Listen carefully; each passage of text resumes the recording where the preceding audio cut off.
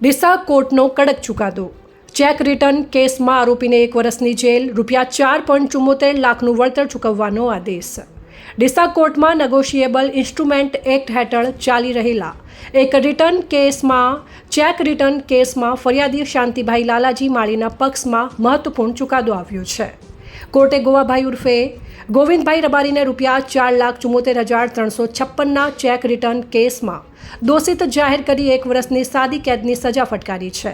સાથે જ આરોપીને 60 દિવસની અંદર ₹4,74,356નું વળતર ફરિયાદીને ચૂકવવાનો આદેશ આપવામાં આવ્યો છે।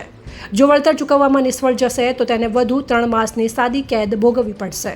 ફરિયાદી પક્ષ તરફથી એડવોકેટ સુરેશ આઈ સાખલાઈ મજબૂત દલીલો અને પુરાવાઓ રજૂ કરીને સાબિત કર્યું કે ચેક કાયદેસરના દેવાની ચૂકવણી માટે આપવામાં આવ્યો હતો। આ ચુકાદો ચેક દ્વારા થતા આર્થિક વ્યવહારોમાં કાયદાની ગંભીરતા દર્શાવતો મહત્વપૂર્ણ દાખલો માનવામાં આવે છે। વધુ અપડેટ માટે ફોલો અને સબસ્ક્રાઇબ કરો સેન્ટ્રલ ભારત ન્યૂઝ ચેનલને। ધન્યવાદ।